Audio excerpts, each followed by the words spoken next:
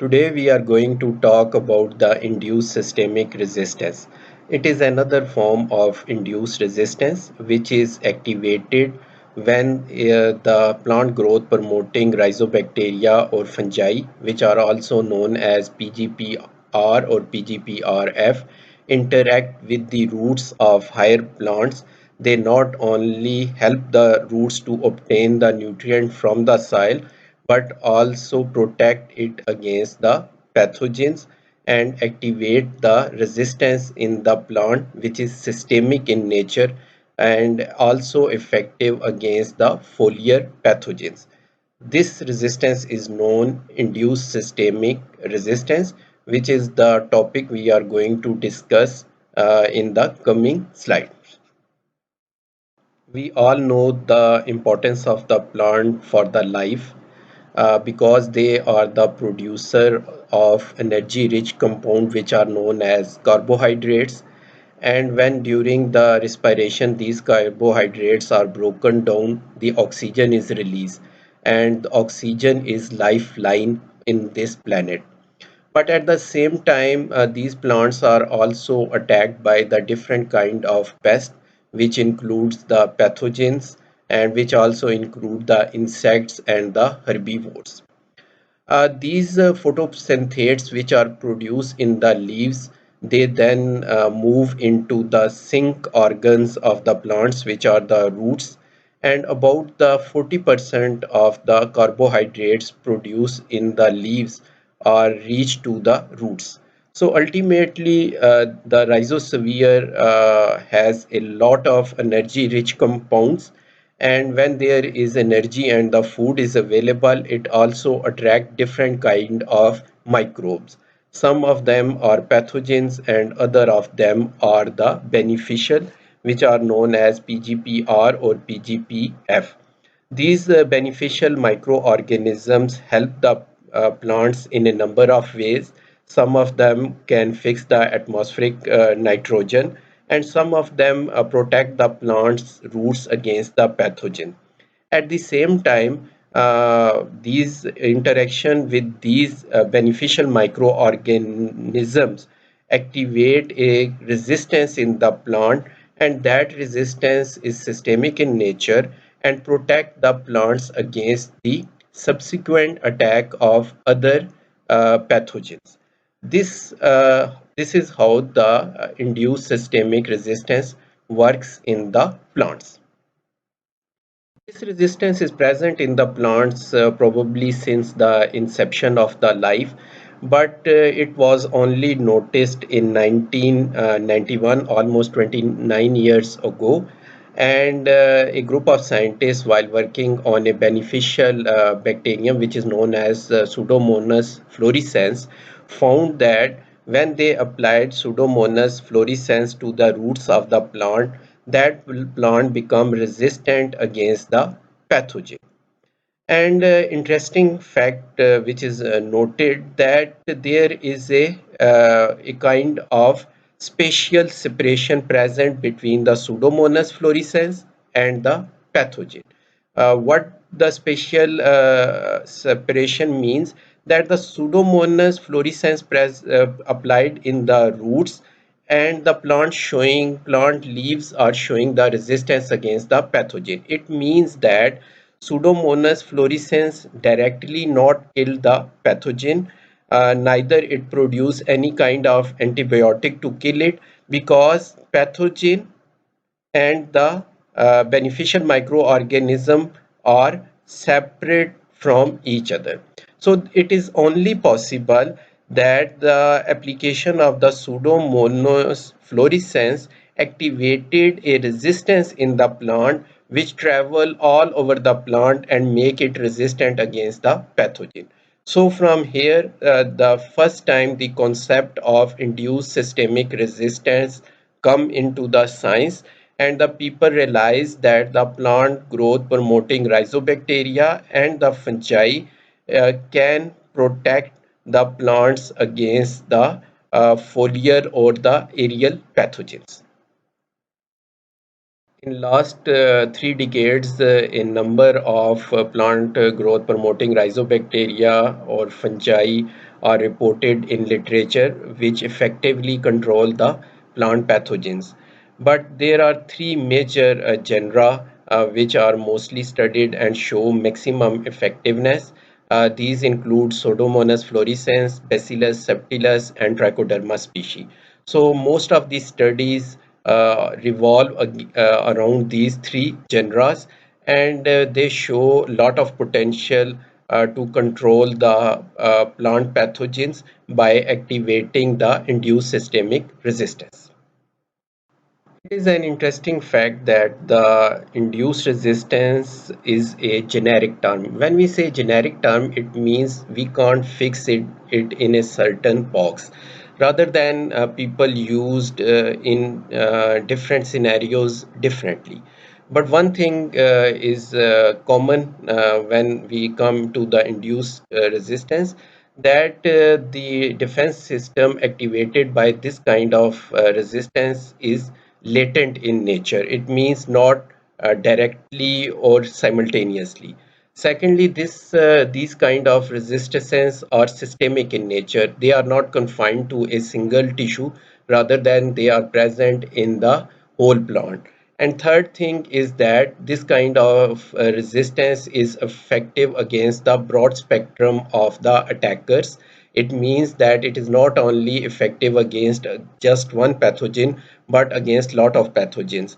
And fourthly, that this kind of resistance is based on the signaling pathways, in which signaling molecules play a crucial role. We already studied the role of salicylic acid in systemic acquired resistance, and we in coming lectures discuss the role of other signaling molecules. So far, there are three major induced systemic resistance are studied. One is known as systemic acquired resistance, which we briefly discussed in last two talks. And today we are going to discuss the induced systemic resistance. And there is the third kind of induced resistance, which is known as herbivore induced resistance. This resistance is effective against the insect or the herbivore animals. So these are the three resistances. They are effective against the different groups of the pest, but they share these qualities. If we want to compare the induced systemic resistance with the systemic acquired resistance, in case of systemic acquired resistance, hypersensitive response is produced or shown by the plants, while such hypersensitive response is not shown by the plants which are exhibiting induced systemic resistance. The second difference is that pathogenesis related genes are activated in systemic acquired resistance, but PR gene has no role in induced systemic resistance. We also studied that the salicylic acid is a key molecule in the systemic acquired resistance, and without the salicylic acid, systemic acquired resistance is not possible. But the induced systemic resistance is independent of salicylic acid. While in case of NPR1, which we said that a master regulator in systemic acquired resistance has a role in the induced systemic resistance as well. About the memory, we concluded that the plants always remember that they are once infected by a virulent pathogen when they show the systemic acquired resistance, not for the weeks or months, but even for the generations. But when the plants are exhibiting induced systemic resistance, such memory is not present. Once it was established that the salicylic acid has no role in the induced systemic resistance, the next challenge was for the scientists then what hormone play a role in induced systemic resistance. And they found that jasmonic acid and ethylene actually are crucial for the induced systemic resistance, without which the induced systemic resistance is not possible. And this information they gathered from the loss of function mutant of jasmonic acid such as JAR1, JIN1, COI1. These are the mutants which unable to produce the jasmonic acid, and they are also unable to show induced systemic resistance. Similarly, those loss of function which mutants which unable to produce ethylene such as ETR1, IN2, IN3, EIR1, they also not able to produce induced systemic resistance. So from these studies, it is established that jasmonic acid and ethylene are as important in induced systemic resistance as salicylic acid in case of systemic acquired resistance. And the other important finding was that induced systemic resistance is also effective against insects and necrotrophs, as both are sensitive to ethylene and jasmonic acid pathway. This slide show us how the induced systemic resistance works in the plant. Here there is a tomato plant, and by some chance the roots of this tomato plant come to interact with the PGPRs or PGPF. So we already have the idea about the concept of PAMs. What are the PAMs? Are the pathogen associated molecular patterns. These are the indispensable parts of the microorganism. In case of the bacteria, they are flagella. In case of the fungi, they are the chitin. So here, because these bacteria and fungi are not pathogenic in nature, so better to use the word MAMS. MAMS stand for microbe associated molecular patterns. And when these bacteria and the fungi interact with the cell of the plant, then special receptors are present at the cell membrane. These are known as pattern recognition receptor. They discriminate these MAMs on the basis of non-self from the self, because they are part of the microbe and not part of the plant. So they alert the plant that some foreign microorganism is tried to invade it.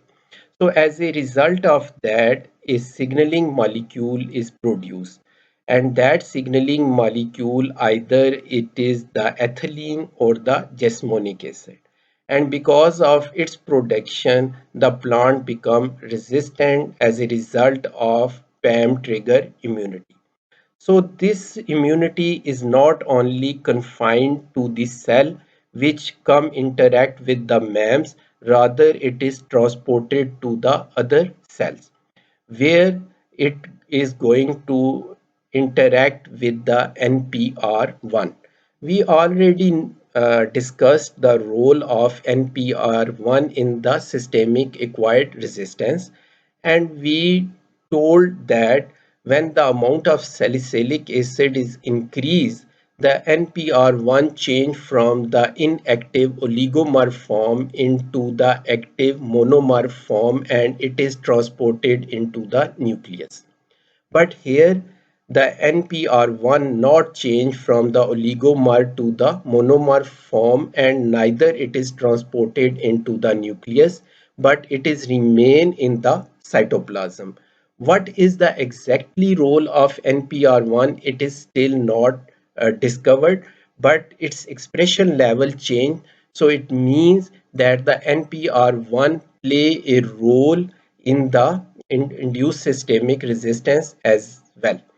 The other change is that the production of another hormone which is known as abscisic acid, and this abscisic acid help to produce a callus layer on which stop the penetration of the foliar pathogen. So the studies found that those mutants which unable to produce abscisic acid also unable to produce induced systemic resistance.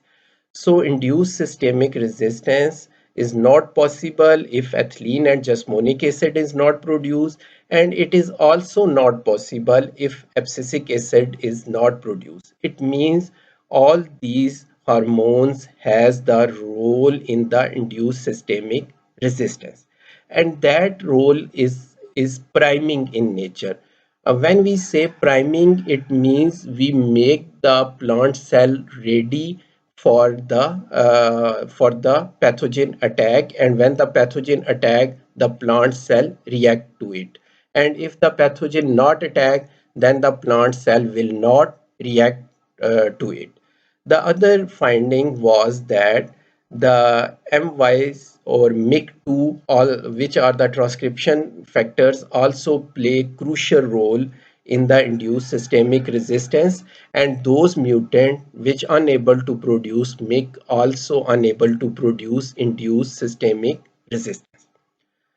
The other important finding, which is not still totally clear, is that the those mutants which unable in which the MYB72 gene is not active also unable to produce induced systemic resistance, and this gene is active only when there is the deficiency of iron. And it makes sense. Why? Because the beneficial microbes such as pseudomonas fluorescens, when it is present in the rhizosphere, it causes the depletion of the iron. And similarly, these beneficial microorganisms also produce the volatile compounds, and these volatile compounds also produce the iron deficiency in the rhizosphere. So as a result of that, this MYB72 gene is activated and also play a very important and crucial role in the induced systemic resistance, and without the MYB72, the induced systemic resistance is not possible. There are many things which are known, and still there are many things which are not known. For example, the exact role of the MYB72 and the exactly what happened with the NPR1 gene in the induced systemic resistance. And the studies are going on, and probably we will in the coming years find out the exact role of MYB72 and NPR1 gene in the induced systemic resistance. But definitely they have the role. But what is the exactly role? Probably in the coming years we come to know. I hope that this brief slide will explain you that the how induced systemic resistance works in the plants.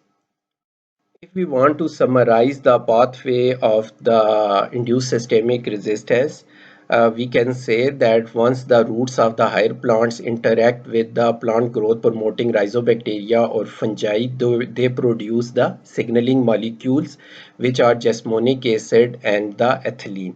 These two signaling molecules play or activate the NPR1 gene, and that NPR1 gene activate another gene which is known as PDF 1.2, and as a result of that, plant defense system is activated. Along with NPR1, PDF 1.2, or the jasmonic acid and ethylene, other genes such as MYB72 and MYC2 and the genes which involve in the production of the abscisic acid also play a crucial role in the induced systemic resistance. Many things we know about the induced systemic resistance, and still there are many things which are going to be discovered in the coming years. This is just a brief summary of the induced systemic resistance, but here you couldn't find any activation of PR genes. So induced systemic resistance is without the involvement or the production of salicylic acid and the activation of the PR genes. The question which is asked that is induced systemic resistance is present in the field?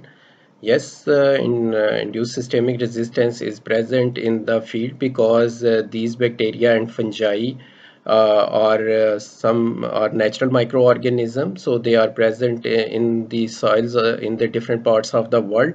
But because they are present in a very less amount, usually the induced systemic resistance is not expressed. However, there are the soils which are known as the suppressor soils. These are the soils which are present in the different parts of the world. They contain the microorganisms which have the ability to control the soil-borne pathogens, as well as these soils have the plant growth promoting rhizobacteria or the fungi which can activate the induced systemic resistance whenever the roots of higher plants interact with them. There are efforts going in the world to replace or minimize the use of fertilizer and pesticide.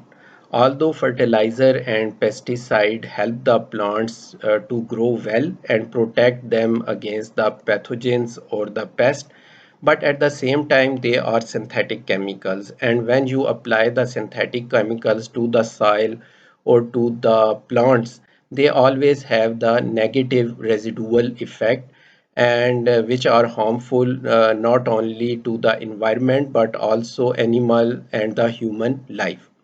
Plant growth promoting rhizobacteria has the potential to replace both the fertilizer or the pesticide because they are plant growth promoting rhizobacteria. They can fix the atmospheric nitrogen, they can enhance the uptake of nutrients such as iron from the soil, and similarly they can protect the plants against the pest attack by activating the induced systemic resistance.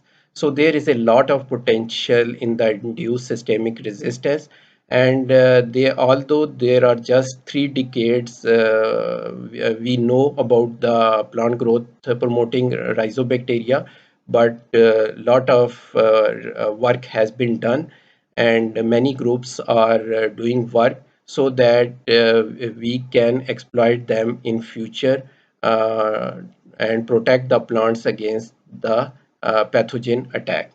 So on this note, I would like to finish today's talk, and I hope that every one of you has the basic idea about the induced systemic resistance. Thanks and bye.